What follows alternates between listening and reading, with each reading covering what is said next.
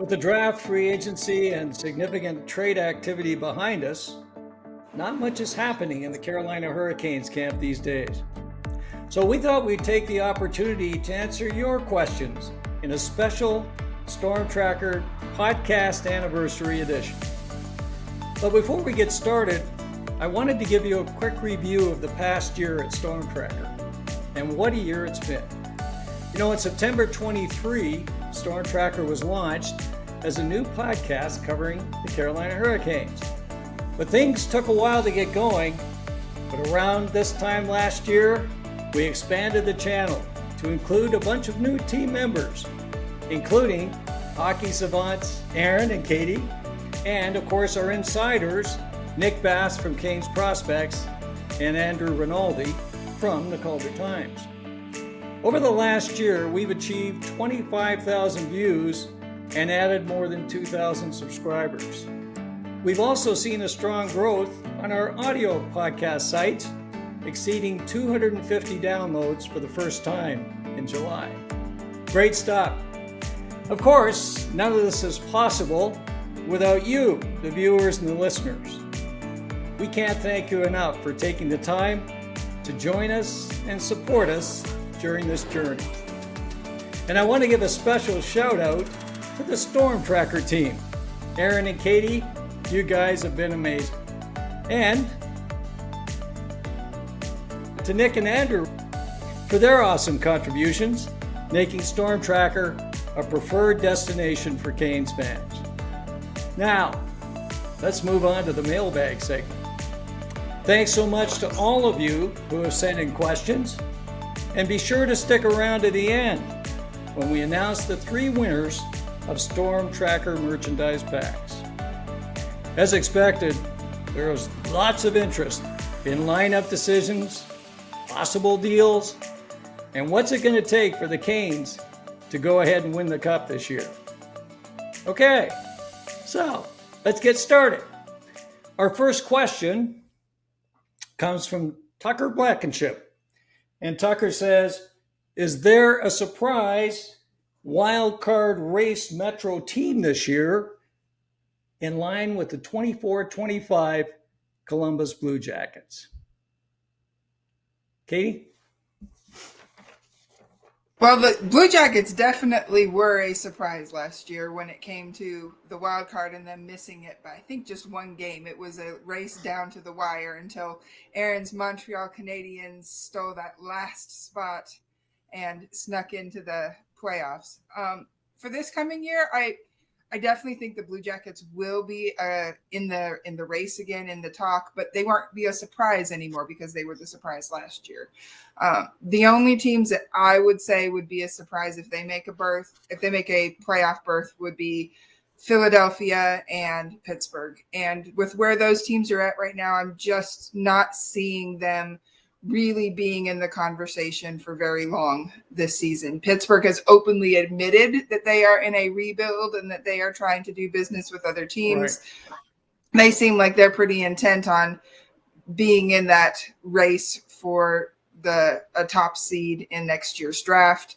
And Philadelphia, while they have made some moves and they have some young, exciting, fun stars, I think the only thing that they are going to be providing next season is vibes as they try and rebuild their team with players like Michkov and Zegras leading the way. So, to come back in a couple of seasons and maybe Philly will be back in the conversation, but not this year. I think they're just working on building that strong young core to make a push again for the near future. Aaron?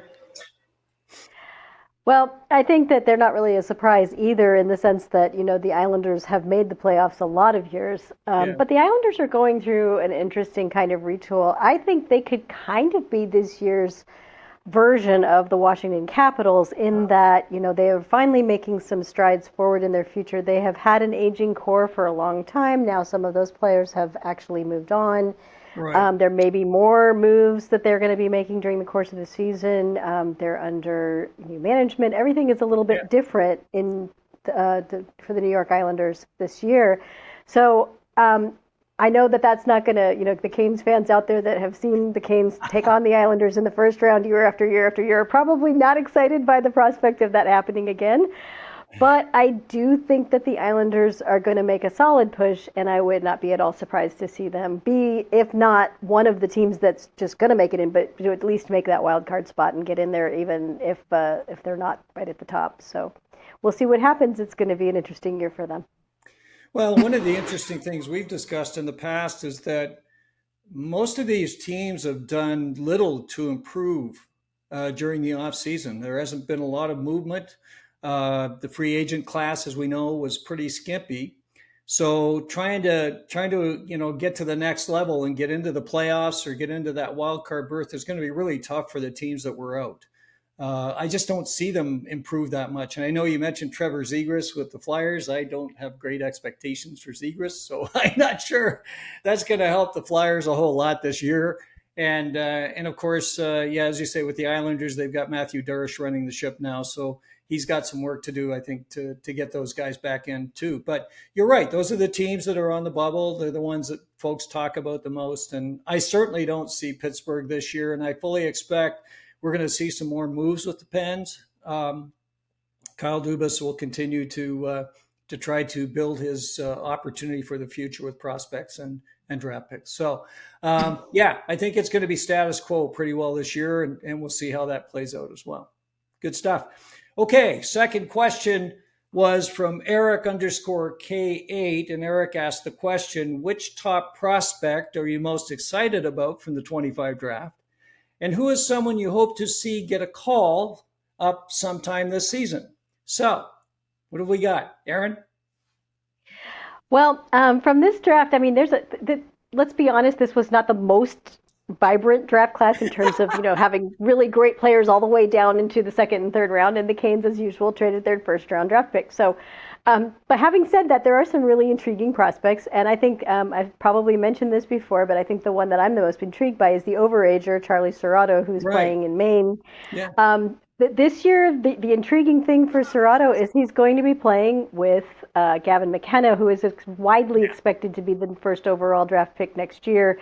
And then he's also probably going to be playing with Bradley Nadeau's brother, Josh, who is in Maine as well. So that's going to give, I think, Serrato some opportunity to really, put up some good numbers and kind of be involved in a lot of that offense that team is going to create. And that kind of thing definitely helps players to not just to build that, post-draft resume, so to speak, but also to gain the confidence that they need coming into, the professional ranks. And so I think that's just going to help Serrato's chances of, maybe coming into the Wolves and then from there possibly even eventually making the Canes roster. We're talking, down the line, but that's what I see. As far as call-ups for the season, I think we're all very hopeful that Bradley Nadeau will get a chance to come in and play. But as leaving that aside, because that's the obvious answer, I really personally enjoyed seeing Juha Jaska play last year when he came in. He is so much of a Brind'Amour player. It's just work every shift. He's, an exciting and fun guy to watch in that sense. And, even though he's not the biggest guy in the world, he doesn't back down. He's very physical. I would have absolutely no problems with a Jaska call-up if it happens, and I'm pretty sure it probably will at some point along the way. So that's me. Katie? Of this year's draft class, I'm very intrigued by Ryabkin. It sounds like he has a lot of tools, but he's still somewhat raw. But if you have the tools and you have a system that's willing to work with you and willing to help develop those tools, then being part of the Canes could be really beneficial for him. And the fact that he is already over in North America is helpful as well. So I think he's the one that I'm kind of intrigued by as far as how the Canes can work with him and help him get back on track with the areas where he's struggled a little bit, and then develop those tools that he has, and possibly find some offense and other contributions that he could make to the team. As far as the call-up for this season, there were a lot of call-ups last year at the end when we were resting some players and we'd already established what our seeding was going to be in the playoffs. But one guy that wasn't part of that I would like to see is Legault. Charles with Alexis his Legault. Yeah. Yes, with his size and with his reach and with being more in the style of a defensive defenseman. That is something that perhaps other than Slavin and Chatfield, they don't have so much. It'll be interesting to see how Miller develops and Nikishin develops and what kind of style they end up providing for the Canes. But having somebody like Legault, who would be most likely a third pairing defenseman, but someone who would be there to be a shutdown, to eat minutes, to take up space on the ice. I'd love to be able to see what he is able to do at the NHL level, even if it is those last couple games at the end of the season where he's just munching some minutes so that somebody else can sit and relax and take a breather before the playoffs start. Yeah. Well, I mean, you mentioned some great players. I mean, Charlie Serrato was the top rookie scorer in the Big Ten last year. So he's a guy that can put up points, but he's known more for his 200-foot game. So he's a guy that I think would fit the Brind'Amour style. Ryabkin, interesting thing on Ryabkin, he was rated so highly, it's incredible. Bob McKenzie had him at 19. McKean's had him at 26. Dauber had him at 11. Smart Scouting had him at 5. I mean, he was at one point was definitely a first rounder, and he kind of struggled the first half of the season, and then he ended up going to Muskegon, as you mentioned. Katie went to the USHL, and he tore it up. He had 19 goals in 27 games. The deal on Ryabkin is he's a incredible offensive talent, no question. But he's got to get his game rounded out, and he's got to get his attitude right. So he's got to come in, and as you said rightfully, he's got to get some of that kind of Hurricanes style and form, and you know, the attention that he'll get in North America is brilliant. I mean, he's going to be right here where, you know, he can spend time with a lot of the folks that get out and do that with the prospects. So I'm excited about Ryabkin. You know, for me, Semyon Frolov is another guy that I thought in the draft was a bit of a steal. He was rated second by Central Scouting, NHL Central Scouting, for international goaltenders, and there were several good ones. But he's a guy, again, he's 6'3", he's just about 200 pounds. He's a good-sized guy. He's got tremendous lateral movement. He's quick. He's a player that, you know, a lot of folks think very, very highly of him. I remember we talked about Corey Pronman talking about him last time, and he was extremely positive about the talent that this young man has and where he is in his career. So he's another guy that we want to keep an eye on, and we know we've got Ruslan Kazeev in Chicago as well. That's going to be fun this year, and he'll get some more playing time. So great young Russian goaltenders certainly in the mix. Players coming up, hey, for sure, Bradley. You know, I feel great about Bradley Nadeau. You know, when you talk about one thing I'll mention about Charles Alexis Legault, he's a right shot defender. And that is huge because, again, you know that with the Canes, we're a little bit skimpy on the right side right now. So he's a guy that could definitely, you know, find a way into the lineup at some point. And he brings, as you say, size and toughness, and he's rounding out his offensive game. But the other guy that I really like is Dominic Fensori. Okay, so I'm a big fan of Dom. He signed on again this year with to play in Chicago. Not a big player, but boy, I thought when he was up with the Canes, and you talked about this too, Aaron, when he was up with the Canes, he distinguished himself. He looked great. And so I hope Dom gets up this year because I'd like to see him again. He really moves the puck beautifully out of his zone, and he sees the ice extremely well. So lots of good players to talk about, and I'm sure there's more. Yaska, we love Yaska, and we'll even see Tyson Jost from time to time as well if he's down in Chicago. So, yeah, lots to be excited about with the prospect crew for sure. So now we move on to an area that a lot of folks really were interested in, which was talking about trades. You know, this summer we've had so many discussions going on as, you know, how do we spend the rest of our money, and, you know, what's happening on the 2C, and are we getting a right shot defenseman? We've actually talked about all these things in the past, but we did have a number of questions, and let's get started with one from Brian Ford. And Brian says, realistically, if a trade happens, who is it? What are the pieces and best guess? Okay. And I'll bring in another one at the same time, and I think we can probably touch both of these, and it's from Canes and Dogs. He says, with nearly 10 million in cap space, do you think there's another trade out there that folks are going to be talking about, like a larger scoring forward that can finish, or maybe a right-hand defenseman? Okay, so we've got some money. We've got questions about, are there more deals with Eric this summer? Who wants to kick it off? I will. Okay. Because I think that the answer to this question for right now is very different from the answer if they hold on to that money and spend it later. And to me, there's probably about a 75 to 90% chance that they're going to hold on and spend it later, and that they're not going to make another big trade this summer, because that would require somebody to become available that's really worth going all in on. Yes.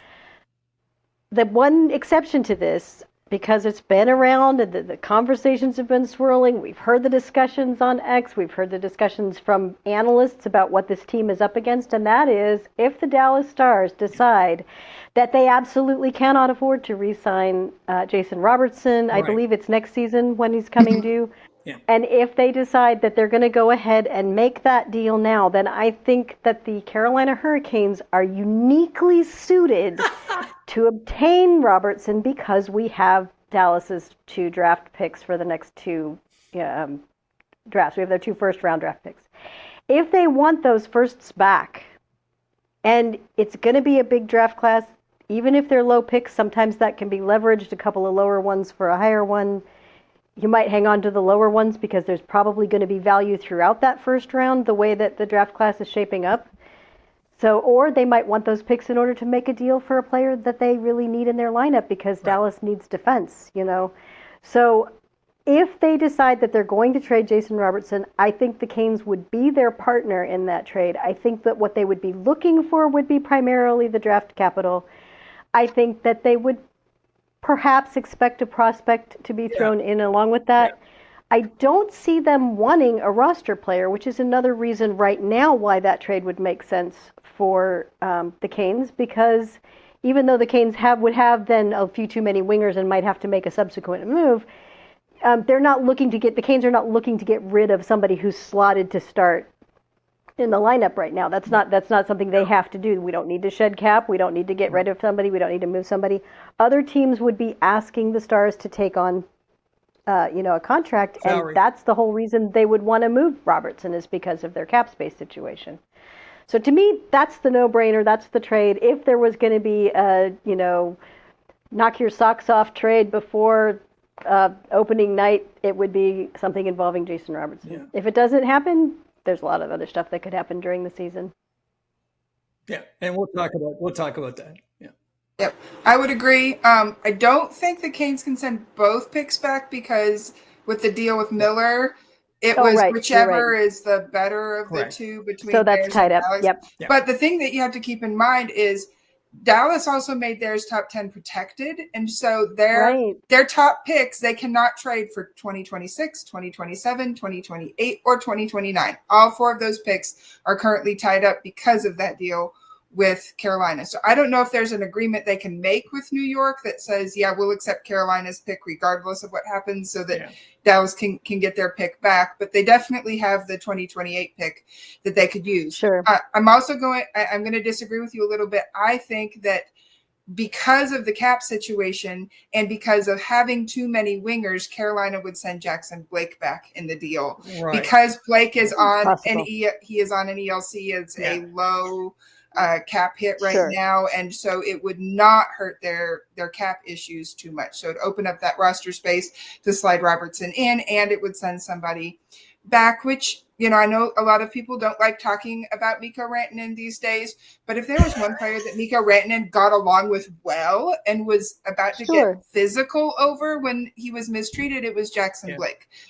And so it just makes a lot of sense that Blake would have some opportunities to be impactful for the Stars. Not too impactful, because I don't need the Stars to win, but at the same time, it makes sense that he could work over there. So I agree, but I do agree with you in that the Hurricanes are situated in a position to where they could really help out the Stars with with the cap if the Stars decide to move Robertson. And of course, the Stars would want to send Robert, just like the Avs wanted to send Mikko away from them to the Eastern Conference. The Stars would want to do the same thing, send Robertson over to the Eastern Conference, get him out of the way. And the Canes would be, he'd probably be more agreeable to spending long-term with the Canes than Mikko was. So that would definitely be there. As far as in the season, I do see if they don't get someone like Robertson, they'll be waiting around to see which teams have fallen out of the playoff race early,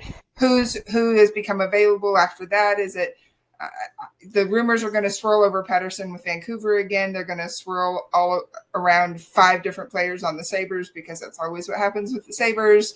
We're going to pick this up in a minute because I think we have a couple of questions related specifically to the trade deadline as well, Katie. So we can. And I want to just jump in here really quick and thank you, Katie, for correcting me in that. I have in my notes that we would give them, that the Canes would give them one of their firsts plus Dallas first. Because they have 2 firsts to work with. Right. There's rumors about those 2 firsts being offered, and I just forgot that it was not both Dallas's. It was one of ours and one of Dallas's. There very few teams could offer 2 first-round draft picks for Robertson right now, or would be in a position that they would want to, and that's especially with the draft. A lot of the teams that would want Robertson would be some of your teams that are rebuilding. Well, those teams are going to have pretty high draft picks in the first round. They're not going to want to give those up. So the Canes can give up a 25th, 26th round, whatever pick with no problem at all. So thanks for correcting me. And for sure, we'll definitely get into some interesting discussion about what happens towards the deadline. And I think you've set it up right too, Aaron, on that side, saying that it's unlikely they're going to spend much money now, and they could be in a position to take advantage of that. Couple of quick points. I mean, Robertson is a guy that the Canes have been rumored interested in for a long time. So it wouldn't be surprising if they're in the conversation. And one of the things we've learned is in the last 3 years, or 2.5 years, the Canes have really been involved in every significant deal. And in fact, have won a number of them. So it wouldn't be a shock if they went in and were able to put a deal together. And having done a deal previously with Dallas, there's a comfort with the 2 teams as to, what's going to happen. And I think both of them are comfortable with a win-win situation. I mean, Dallas is happy because they've got Rantanen, and the Canes are pretty happy about what they ended up with as well. So I think they're definitely the kind of partners you want. And boy, would Robertson be an incredible add. I mean, here's a guy that's had 2 40-goal seasons and a 35-goal season. Would you like to add that to your roster along with Ehlers this year? It would be insane. So that's one we'll just hang on and see how it goes. But I don't think much is going to happen before training camp. And a lot of folks have talked about this defensive side. We've heard about Carlson, we've heard about Rasmus Andersen as 2 guys that are out there, and boy, they'd be great right-hand shots, and they could play with Slavin, and he can help anybody perform well. I guess that's the word. I just don't see it. And I think that's another move that could happen later on if it's going to happen, mostly because of injury or because of, maybe Nikishin needs a little bit longer to kind of find his way or whatever. And they want to get another veteran out there. And so they could look at those guys. They could look at a Damon Severson, who might be available at some point as well. So there's players out there that they could look at, right-hand shot guys that they could bring in. But I don't, like you guys, I don't see a lot happening right now. And I think Eric's on vacation. He's probably not sure where he is, but he's probably resting somewhere and thinking the last thing I want to talk about is hockey and trades right now. So now to move on, Katie, to your part, and I'll hand it over to you quickly because you're off on a good start with it, is a couple of questions, one from ex-Cody. I think we see a healthy portion of teams finally abandon their attempts to get better and see a surge in players become available at the trade deadline. So he's kind of talking about where we were, thinking there'll be some teams slipping out available. And he says, what players would the podcast like to see Tulsky go after, if any? Okay, and then let's add Canes and Dogs comment. And his question was, who do you think will be the Canes 2C come trade deadline? If a new acquisition, who would top candidates under and over 28, 29 years of age be of interest? So again, talking about the deadline, Who might we go after? Would we fix the 2C? What might be on the agenda? And Katie, you can kick this one off. Okay, well, I'm going to break a lot of Canes fans' hearts. Even if they're terrible, Buffalo is not trading Tage Thompson. It's not happening. He is their franchise player. He is the cornerstone to whatever plans they have moving forward. They might trade the other 19 players on the team, but they are not trading Tage Thompson. The one player there, though, that I would be interested in perhaps is Tuck, whether or not he is having a good season. Yeah. There's been reports that he's been less than happy with how the things not just generally have been run, but also specifically as far as his ability to perform at a high level with the team. And so he would be the one that I would be interested in the Canes targeting, because he is big, he's physical, but not in a way, let me put it this way, in a way that suits the Canes play style. He can score goals. He would make a lot of sense on the team for whatever package of picks or players or prospects that they put together. I guess he's the one that kind of comes to mind. I have my dream scenario, of course, of Dylan Larkin as the 2C, because I think he fits the Canes. But as Aaron has pointed out multiple times and very correctly, they are celebrating their 100th anniversary. And so the last thing they are going to do is to trade their captain and star player in such a big and important year. So we might have to hold off on the Larkin wish casting for a while now. As I don't know about the over-under on age for the 2C, but over for sure for a couple of years as a bridge. What can I say? I like my former Avs players. I'm a big Kadri proponent. If he were to agree, most of the reports say that he wants to stay in Canada, go to Montreal or Toronto or someplace like that. But if he can be convinced of the vision of what we have going on in Carolina and the opportunities and how close we've gotten before and the way that he can help push the Canes over the finish line, as it were, I think he brings the right amount of grit, the right amount of leadership. He has enough defense in his game to make Rod happy. He's a veteran, which would also mean that Rod would be more likely to trust him over a young gun. So Kadri, it would be my choice for a trade target for 2C. We'll see how the Flames do. They were kind of like the Blue Jackets, and they were in the hunt for a very long time in the Western Conference. And so as long as they stay in the hunt, they're not going to be parting with any of their key players like Kadri. But if they hit a run of bad luck and it looks like they're not going to be making it, they might move on from his contract and start focusing on their young guns. Agreed. Aaron? I think that, we like you said, we've discussed this plenty of times on the podcast as far as like who candidates would be if they're going to go after a 2C. Now, one position that we haven't talked about that they could be keeping their eye on, I think they're going to be keeping their eye on all year, but especially at the trade deadline, is goaltending if somebody was to come up. So, that's a different discussion. We will get into that right this minute. But looking at the 2Cs, I know that we've talked about some of these guys out there, and I know that you've talked specifically about people like Zaka or Sean Monahan. The question is the availability. Kadri is always an interesting one. We've talked about Kadri before a few times too. I don't know that he would waive his no trade clause to come to Carolina. It will expire after this year and after I guess the July 1st date next year. Right. So that is a time when Carolina might, if they're still looking for, but then of course he will be 35 years old by that point. So that's another question. Would they want to make a trade?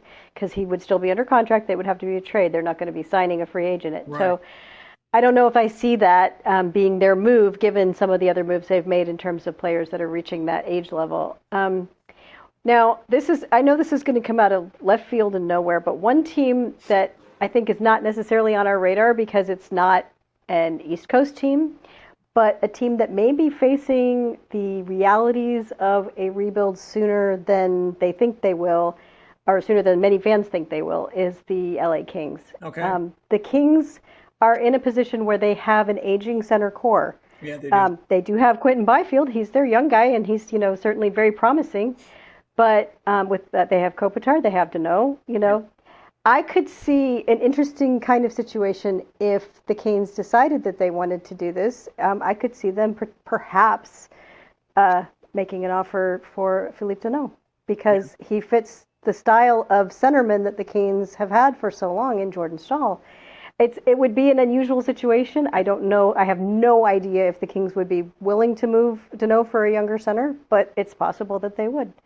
So that's a weird out of left field. But I was trying to think of players that fit, because that's something Eric Tulsky has been very vocal about, is they want players who fit Rod's style of play and who can play the right way. I can't think of a center in the league in that age group, in the veteran center age group, who plays the right way, Rod Brind'Amour's way, more than Philippe Deneau does. I think you're right. So that's a target we haven't talked about. I don't know that they would consider him a target, and like I said, I have no idea if the Kings are at that point yet where they're willing to say, you know what, we're going to have to. But depending on where they are by Thanksgiving, they may be looking at those realities. So it would be very interesting to see if any players from the Kings were to shake loose. Well, of course, when you talk about veteran players being available, I mean, obviously, I'm not so sure they're gonna want to do that, but you might have players like Geno Malkin and Sidney Crosby coming out of Pittsburgh. And I know that sounds insane, but what if that happened? I mean, would the Canes get in the mix for Sidney Crosby? That'd be something to really get excited about, and certainly would be an unusual situation at the least.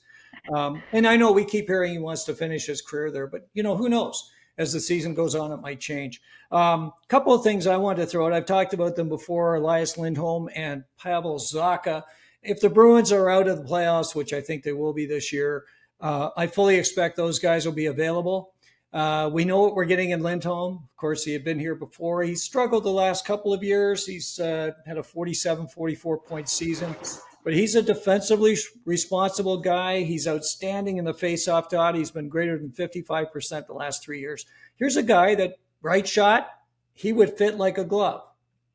No question. So I think he's going to be on the radar. Zaka's a bigger player. He's a little bit younger. He's at 28. Lindholm was 30. Zaka's he's a solid player at 6'3" and 205. So he's a guy that's going to come in and he can play a solid, heavy game for you. And he's very solid in the faceoff dot as well. And he's had some 50-point seasons. Both of these guys, I think either one would be a nice addition to the Hurricanes. So let's keep an eye on the Bruins as those things come together. You mentioned Sean Monahan. He's struggled with injuries for a lot of his career, but the last few seasons he's been really solid. And he's, again, a guy that's great in the faceoff dot. He's a veteran that brings it all. He's great on the power play. I'd be happy to get Monahan. So he's a guy that, again, depending on what happens with Columbus, he might be available for sure. And rounding it out, and that's back to the Islanders, from my side, it's Bo Horvat. We haven't talked a lot about Bo, but, if the Islanders get in a situation where they really have to retool, he's a guy they can move out. He's a 30-year-old guy, 7 seasons over 50 points. He's great in the faceoff dot. He's been over 56% the last 4 years. This is a heck of a player. And boy, he'd fit the Canes well. So there's players out there for sure. We know they're out there. And it's very likely that whoever Eric acquires is not going to be on the radar. So we might be wrong. Unless it's There you go. And you know how Eric is with his moves and catching us off guard for sure. But those are some names, and I think we've covered some good ones that could certainly come in and would definitely strengthen the Canes at that center spot, because whatever move they make, if it's one of these players, they could move into that 2 or 3C, whatever you want to call it, and that would allow them to move Kotkaniemi down to that 4C spot. So again, strengthening up the overall context of the hockey team. So good stuff. Okay, now you mentioned the goaltending side, which is nice, a good segue as well, Aaron.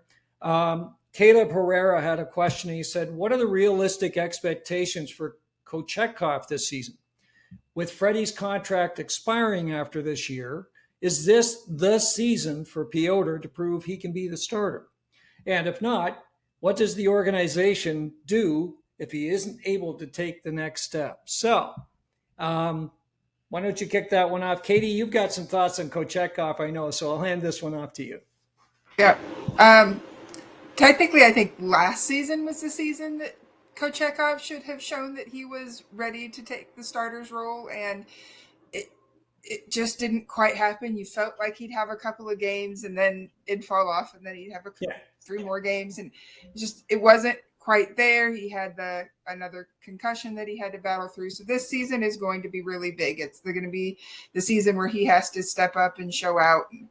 I think that Brind'Amour is going to start up the season like he has before with the platoon. It'll be Freddie for the first game, and then Pyotr, and then back and forth, as long as they can both stay healthy.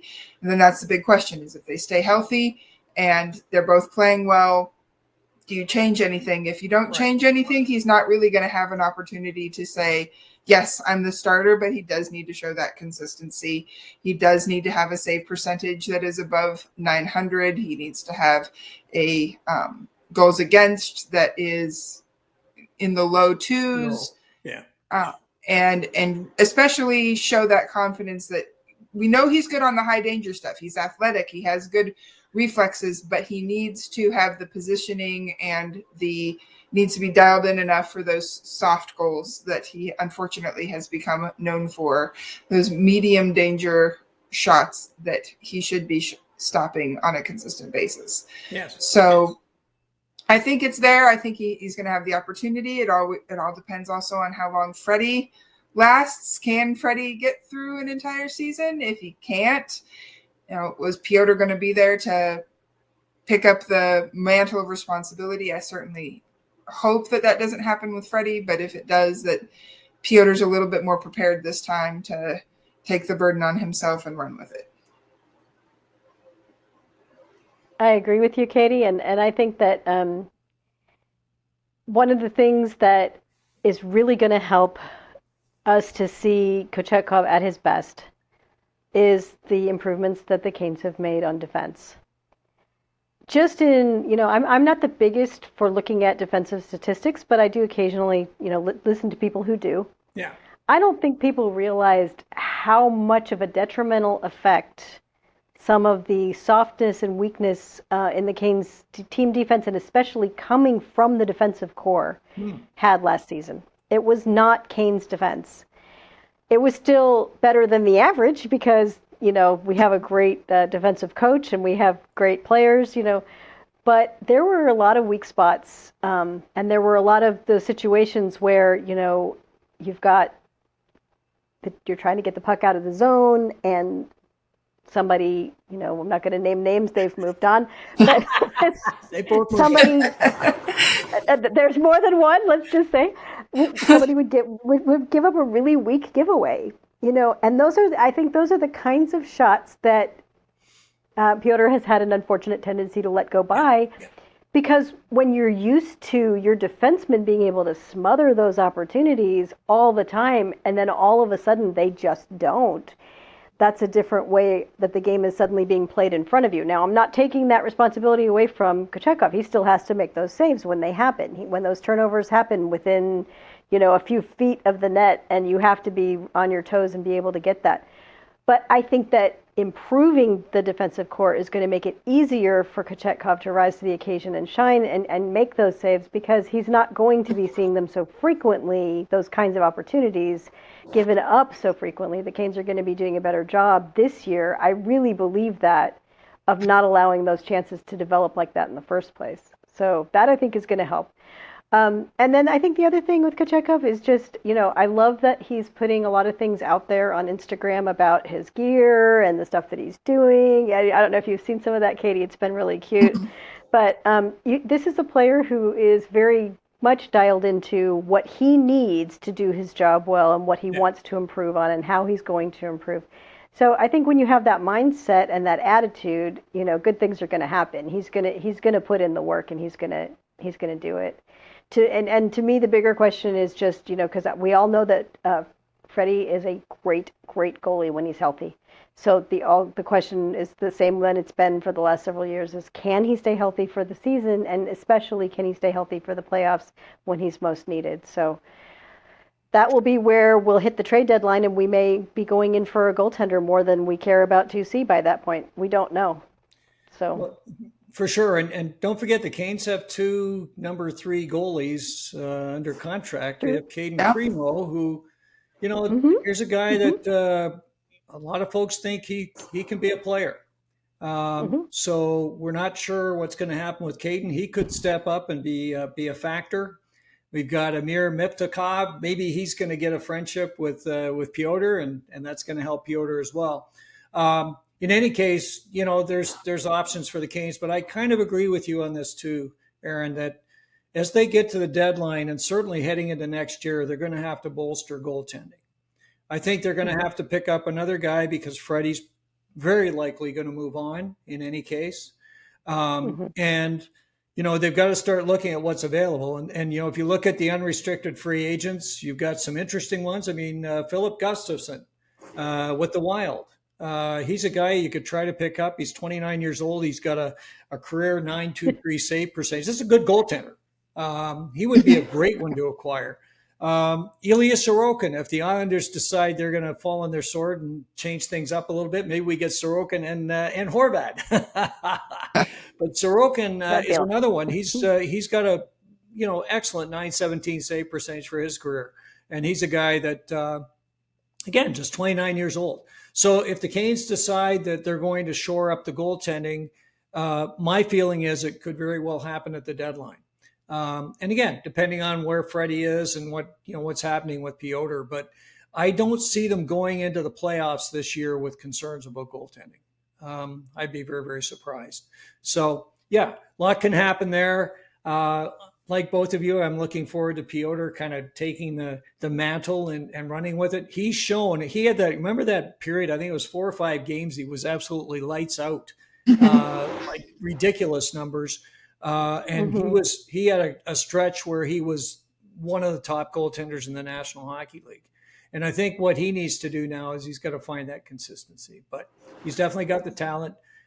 He's one of the best at making high danger saves. So we know all that. And sometimes he loses focus or he comes out and tries to make a play that he shouldn't be making at the blue line.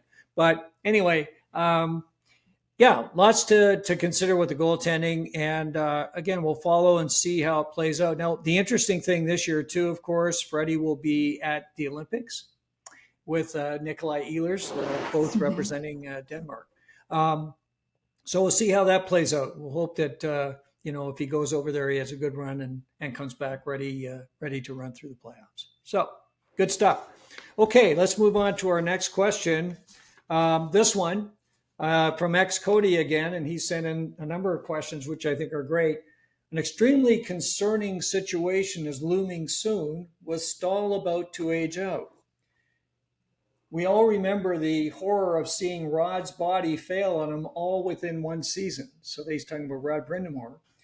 Well, I'm sure GMED is giving it thought. It would be the biggest, if not bigger, loss since Gensel by far. Are there any players out there that the pod could see semi-filling Jordan's role? Okay, who wants to take this one? I can. Good. I can start if you want. I love this question, actually, because one of the things I have continued to talk about on Twitter and with fans is the concept of age-related regression and how it impacts players. Yes. We discussed it a lot in terms of Brent Burns last year.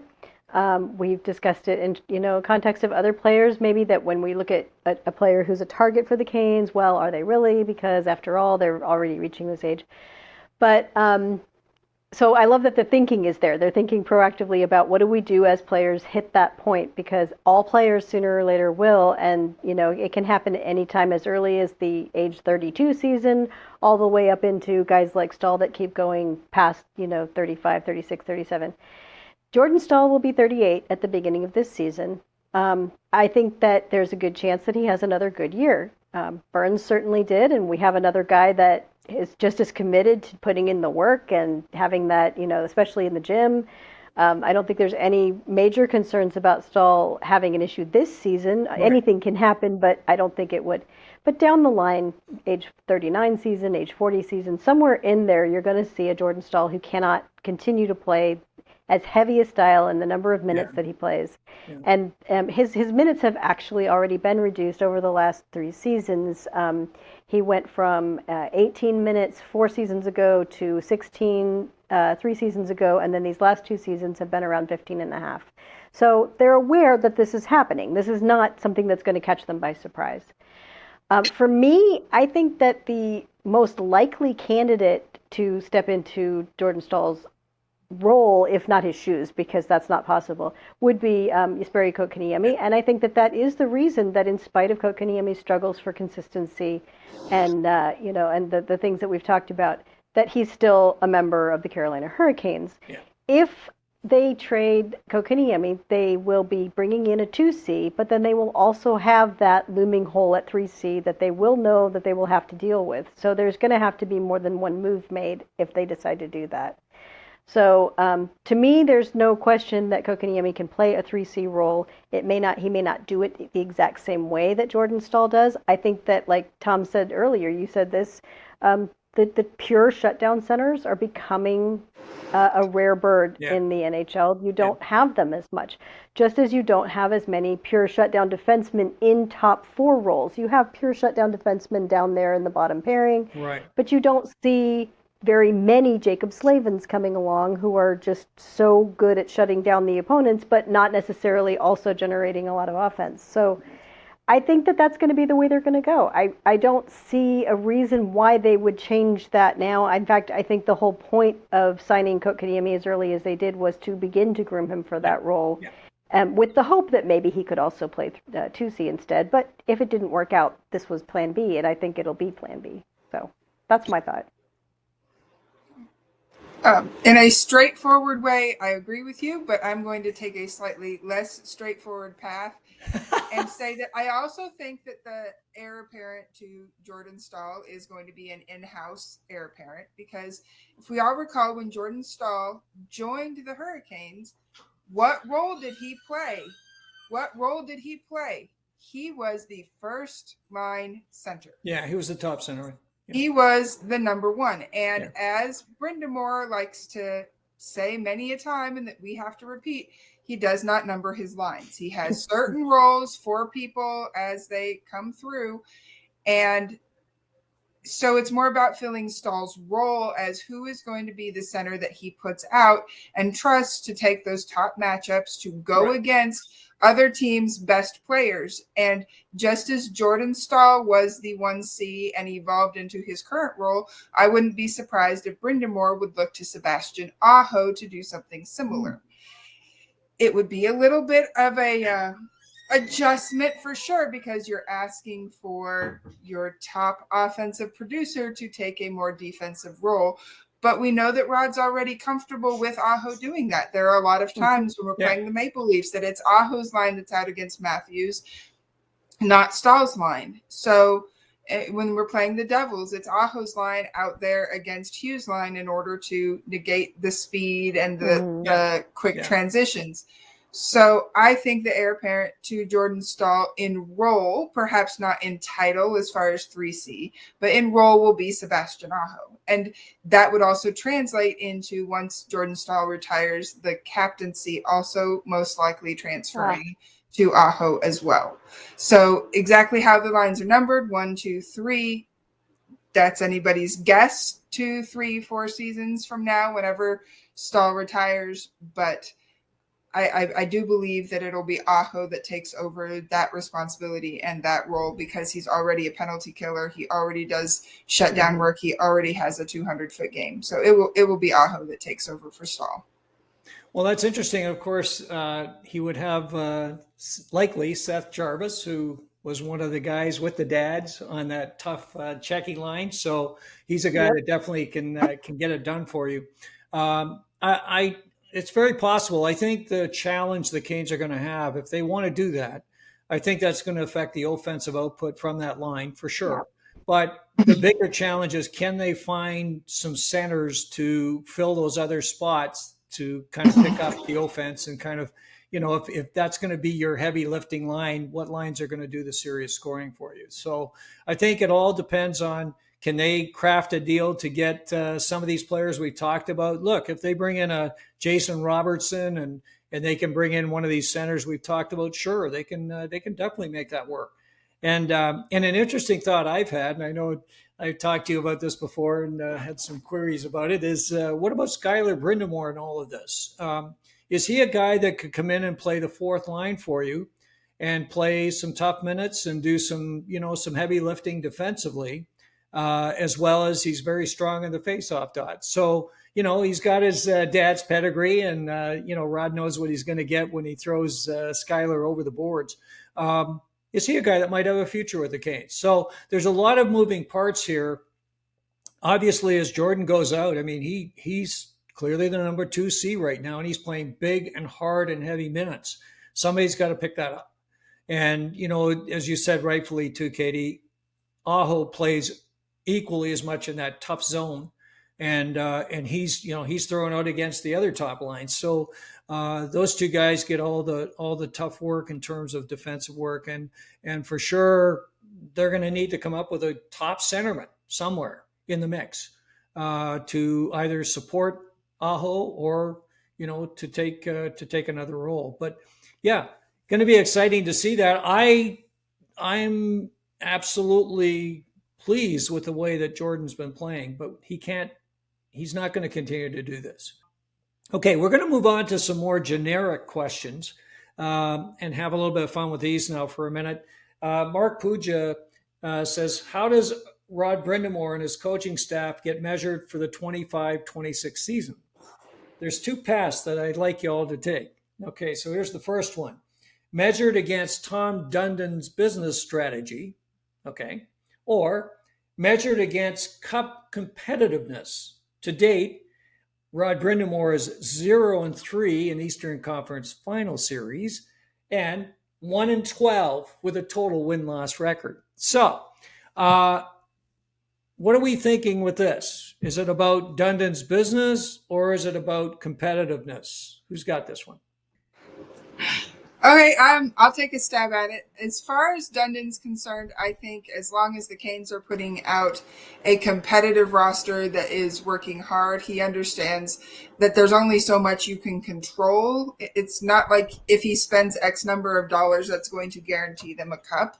It gives them higher probabilities and opportunities to win a cup. Does he want one? Absolutely. Would he like more than one? Most assuredly. It makes the business model work even better if that's the case.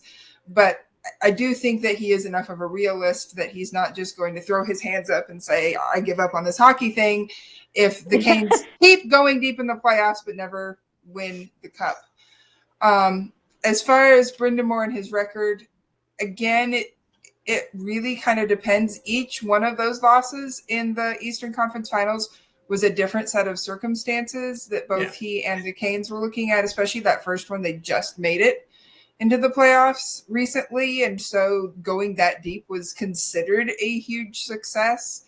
The first time against the Panthers, they were missing Svech. They were beat up in other ways.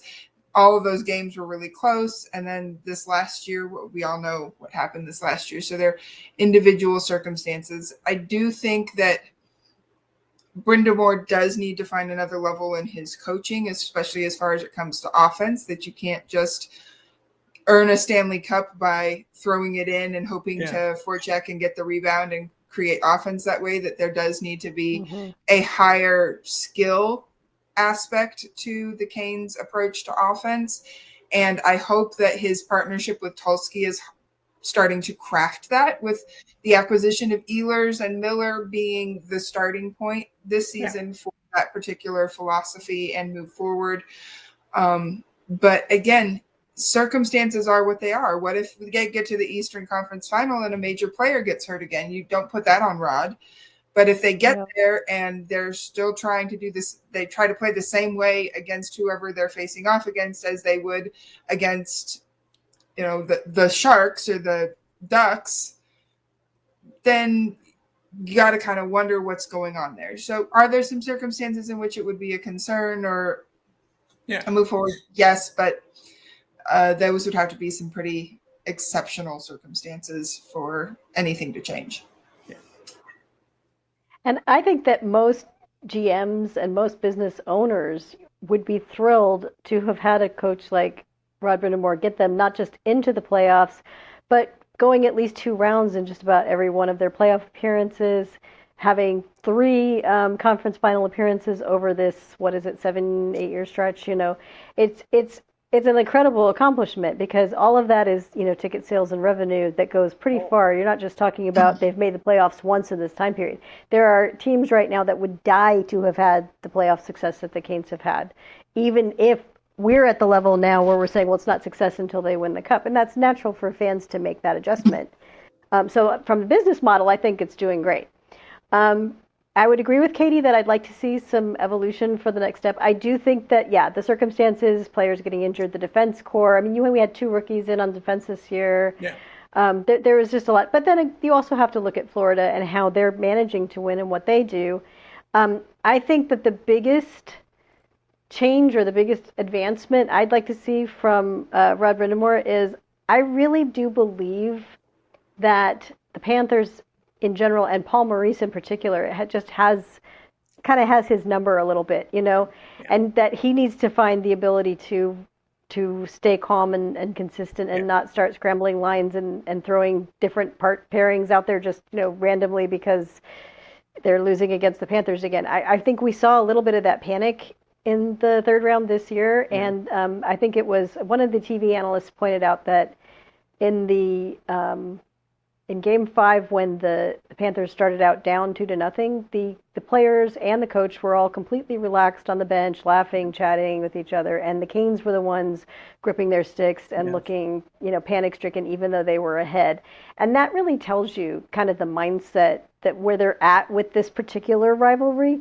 So they need to find a way to come out from underneath the weight of that mental game and just play their game. So, and it will help if everybody's healthy, though. I mean, there's no question.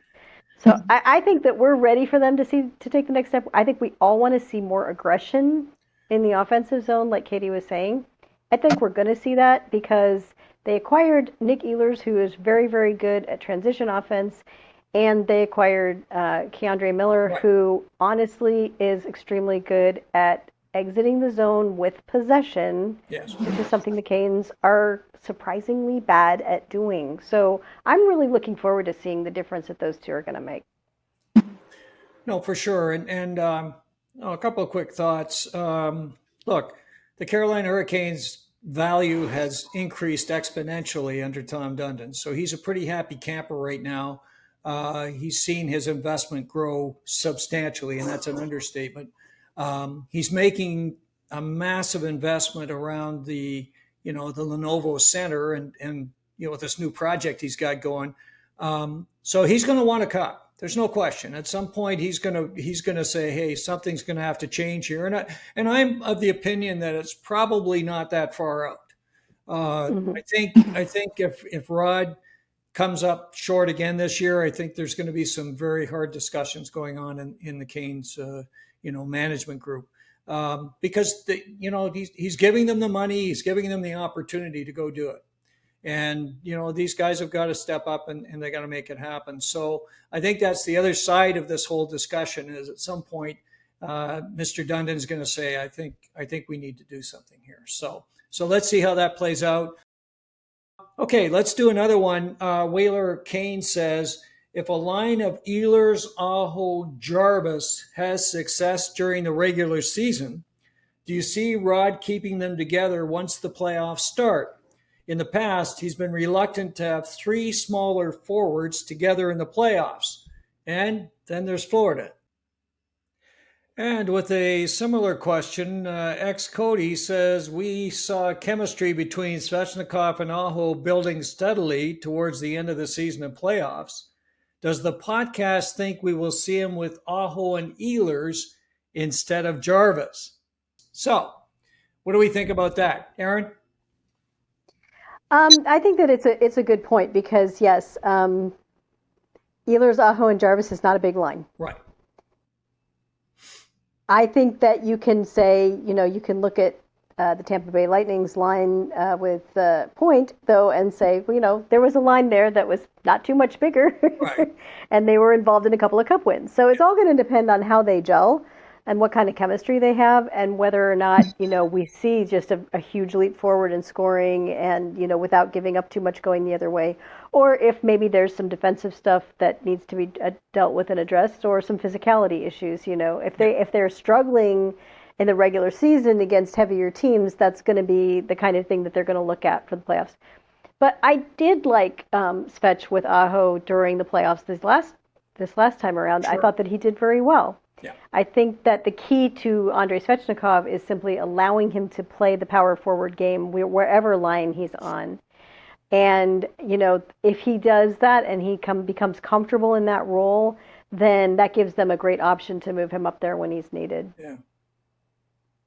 I would agree with that, and I would just piggyback on that. If Rod thinks at any point that he will need to have Svech on the top, I hope he gives him some opportunities to play with Aho and Ehlers in the regular season, so it's not a brand new arrangement come playoffs, because I think that's been part of the problem, is that if I recall correctly, when Gensel came over, I don't think Svech hardly played with him at all during the regular season. Right. It wasn't until the postseason that swap was made. So I would like to see Svech have that opportunity. The other thing, while the initial reaction to who should play on the other wing with Ehlers and Aho is Jarvis, because Jarvis has been the most consistently successful winger that the Canes have had. Since Ehlers is a left winger, that means if Svech were to play on that line, Svech would play as a right winger, and you would have three lefties all on that same line. Yes. But to Aaron's point, with allowing Svech to play that power forward, again, I know Canes fans don't like hearing his name, but I will bring up Mikko Rantanen again. Mikko Rantanen is a natural lefty who plays right wing, and part of what makes his game so effective is the fact that when he gets down into the faceoff circle, he is able to open up and get that shot off, or find a seam and get a pass across. I think Svech has very similar types of skills, albeit not to Rantanen's level, but similar types of skills to what Rantanen is able to offer. Yeah. And if he were to play that right side with those two, it really could bring out a level of his game that we have not seen yet, because he would have those opportunities for bringing his big, heavy shot, or using his passing skills and his vision in a way that he's just a little more handcuffed when he's playing on the left side.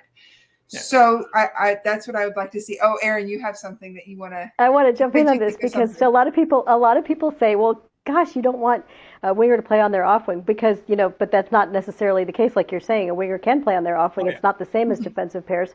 And every single time that Andrei Svechnikov has played on the dad line with Martinook and Staal, he's played on the right. Yeah.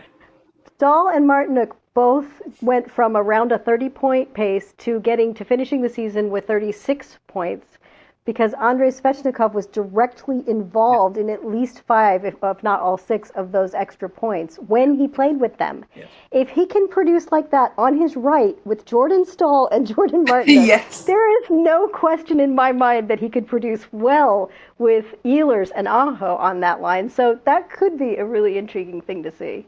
Well, I'm glad you brought that up, because I was going to mention just that he played some of his best hockey on the right side with the Daz.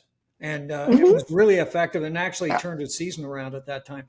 One other thing, though, the interesting other side of this is that I think it would be great if Seth Jarvis could be the trigger man on the second line. Okay, so again, you've got two guys who aren't scorers, who are probably going to be manning those spots, Taylor Hall and Kotkaniemi. And it'd be great to have, Jarvis, who can really score. He's a guy that should be putting up 35, 40 goals. Get him out there and give him the chance to really shine offensively. And I think that's going to be key for him. Yeah. KK and Jarvie are best friends. So the antics and the fun that would exist if they were actually out on the ice together would be fantastic. We would have content for days. If the two of them were on the same line together. So I highly approve of that idea. And the other part of it, as we know, is that Svech is a great setup guy as well, and we know that what we're expecting from Ehlers is to be a trigger man. So I think again, there's some interesting opportunities here. I'm one of those rare birds that really want Svech on the top line. Absolutely want him there, and I want Seth Jarvis on line number. What would be the second scoring line? Whatever number that is. But, or he could do what all the Canes fans want and play center. Which he's definitely not going to be playing center, so I can tell you. No, but everyone wants. Everybody is clamoring for it. It's not going to happen, but it's out there. He is not playing center, and Logan Stankoven is not playing center this year. So please take that off the docket. We aren't going to talk about that again. Okay. One last question. Oh, no. One last question, and this is from Don Miles, and it's an easy one. What is your realistic expectation for points for Alexander Nikishin this year? That's such a hard one because we don't know yet how Rod is planning on deploying him. Because depending on who is playing with Slavin will kind of domino affect the rest of the pairings. This has been part of the fun speculation out on the Twitter Xverse for Canes fans and Nikishin hypothetically has been everywhere from next to Slavin because he's had so much experience playing his offside in the KHL, down to the second pair, down to suggestions of him being with Ghost on the third pair. So the minutes that he gets is really going to depend. So on the low end, if he's paired with Ghost, he's probably in the 20 to 25 point range. Yeah. And the more minutes he gets and the farther up he goes in the ladder, you're looking at more and more points. For a rookie year, to be realistic, I would say he caps out at somewhere between 30 and 40 points. Yeah. Again, depending on his usage. And also, does he get any power play time? Well, we know we have Ghost as the power play one for right now, but Walker's done some power play time. Is Miller going to get some power play time? There's no guarantee that Nikishin is going to get significant minutes on the power play, especially initially, and that would limit his ability to get a lot of points as well. Well, I would agree with you, Katie. I actually had him, with optimal deployment, I think I would see him being in the 40 to 45 point range. So kind of very similar to what you're saying. I did see, I got to watch Lane Hudson last year with the Habs. Hudson had 66 points in his rookie season. And won the Calder. He was able to do that because of absolutely prime deployment. He got first pair minutes. He got first power play unit. He was involved in every offensive situation, including 3-on-3 overtime. Those are the kinds of things that we will see if Nikishin is given those opportunities, if he earns those opportunities.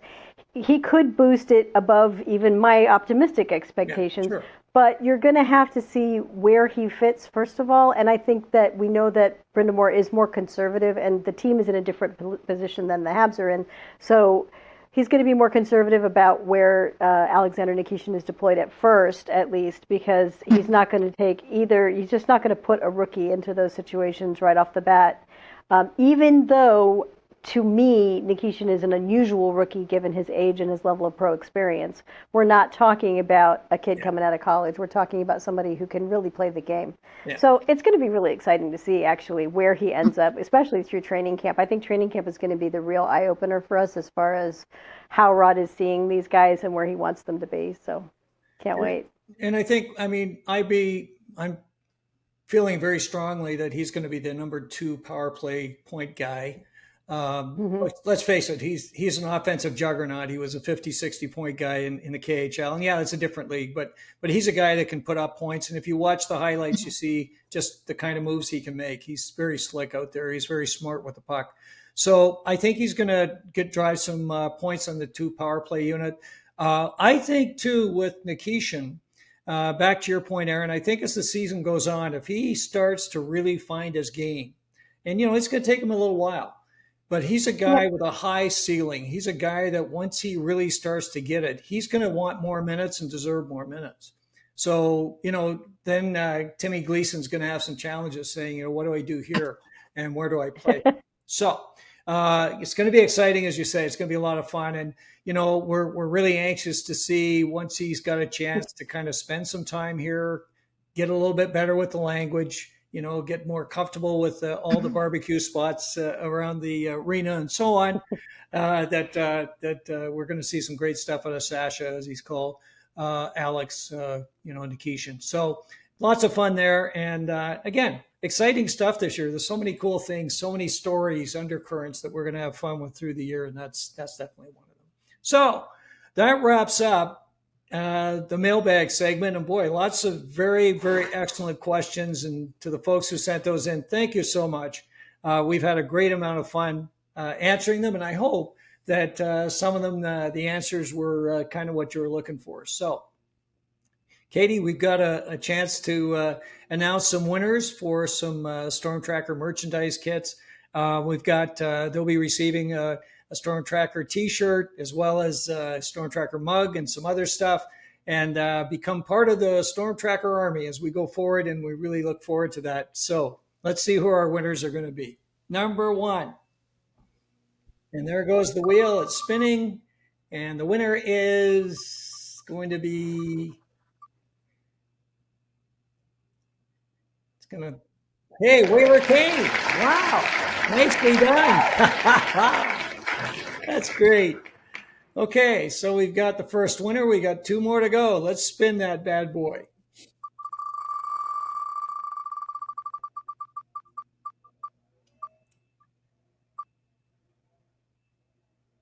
Well, there you go. Tucker Blankenship. Tucker, thanks for your question and congrats. We'll get this out to you shortly. And the final winner.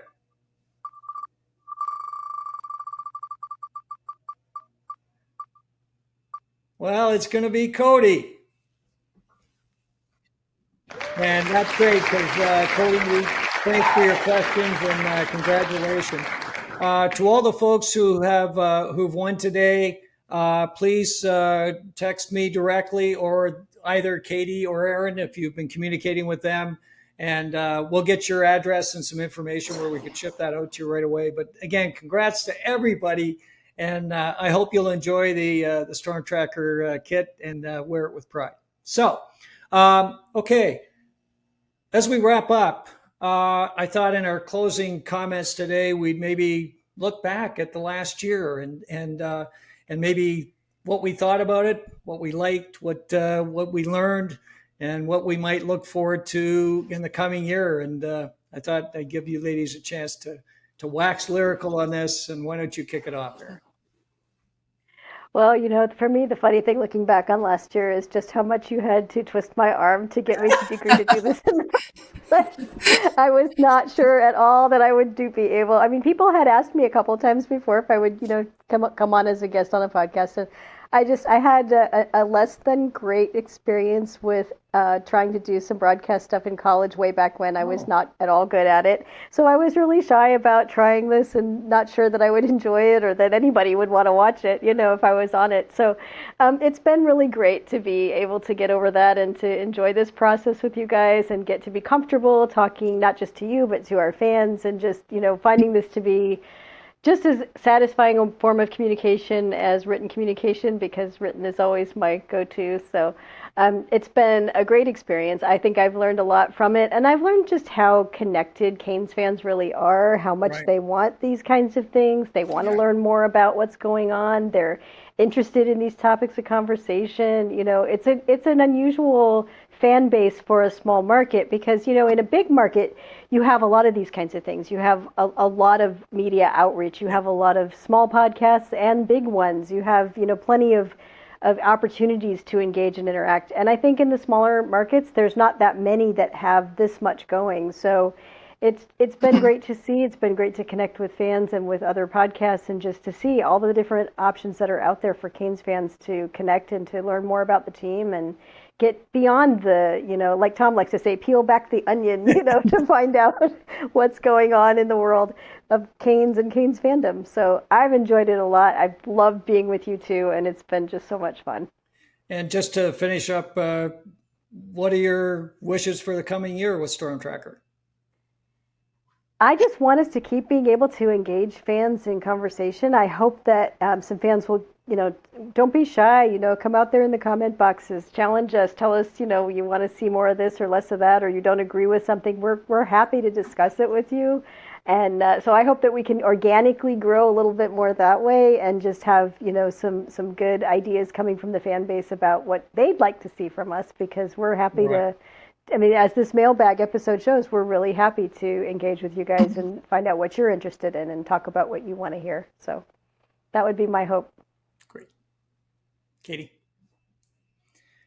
Yeah, I still kind of have to pinch myself sometimes that this is real. I've been a hockey fan in the, on the sidelines for the most part for my entire life, and just getting into and starting to engage on Twitter led to this. And it's been so much fun to be able to talk, especially with the more that I learn. I love being able to share it and get other people's opinions and feedback and that sort of thing. The stats have really been a lot of fun to grow my interest in that sort of thing. And this platform has given me motivation to dig into that some more. Whereas before it was easy to say, I don't know, what's the point? Why do I do this? Well, now I have somebody to share it with and be interested in it with me. And that's been what's been so amazing about this past year. The second thing I would say that's been amazing has been that this digital world has come into the real world for me on multiple occasions. I have gotten to meet a bunch of the people that watch the podcast and have interacted with us on Twitter in person at a couple of the Canes games. And that has been really, really cool and special to put faces and voices and names to the online persona, even if it's just been for a couple of minutes. And of course, on my summer road trip, I actually got to meet Tom and Aaron in person on 2 separate different occasions and have dinner and get to talk hockey live with them outside of the podcast. And that has been particularly cool. So as far as moving forward for the next year, I hope I'm able to bring stats in a way that is perhaps a little bit more stats forward and really help tell the story of the Canes and what's going on with them, with more than just a chart here or there, but come up with something a little bit deeper, more meaningful, more, I guess, special to understanding who what the players are doing, what the team is doing as a whole, and understanding where they're at through numbers. I also hope that I will be able to make it to more games and be able to meet more people and make those connections and just kind of grow the StormTracker family in that way. That's fantastic. And again, I think, for all of us who have been kind of working behind the scenes and trying to create a product that Canes fans and others can enjoy and learn from, I think it's been great. And certainly the response that we've had has certainly, again, said that very clearly. So thanks to both of you, and you're both different in your thoughts and approaches and the way you view the game, which I think is fantastic and gives us something that is really unique for our podcast. And I think that's one of the reasons that we're having so much success. But it's been a great year. It's just been sensational. For me, of course, being able to talk hockey anytime is a thrill. So as you know, I don't usually give up too quickly. I'm usually continuing on and continuing to talk hockey well after you're getting off, but that's okay. It's a passion for me as it is for you. So thanks again to both of you for what I think has been just an incredible year. And when I look ahead to the next year, I think we're just going to continue to push the envelope. We're going to have some fun with some different things. We're going to do some live shows this coming year. That'll be kind of fun, a little bit interesting, I'm sure. We're going to do, as you mentioned, more connection with our fans. We definitely want to communicate with folks directly. And thanks, Aaron, for suggesting that. I think we'd love to hear from everybody. Just say hi, or if you have questions, comments, thoughts, anything, just fire away, and we'll get right back with you. We'll make sure that we communicate with you directly, and we love that, because that's what we're really here for.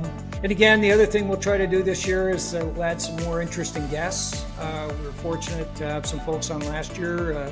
Shane Willis joined us and some other folks. And we definitely want to continue that process and continue to bring some different voices as well to the mix. So great year. Yeah, now we're ready for the next one. And we look forward to it.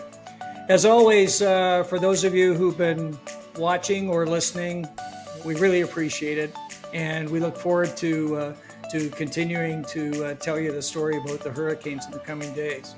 If you like this episode, please press the like button. That's always great news for us because it shows that you appreciate what we're saying. Of course, if you have comments, as I mentioned, or anything you want to say, just do that in the comment section down below. And finally, if you want to be alerted of future episodes of StormTracker, please press the subscribe button and the bell, and you'll be made aware just as soon as those are available. As always, Aaron, Katie, and I thank you so much for joining us, and we look forward to getting together with you real soon on the next edition of StormTracker.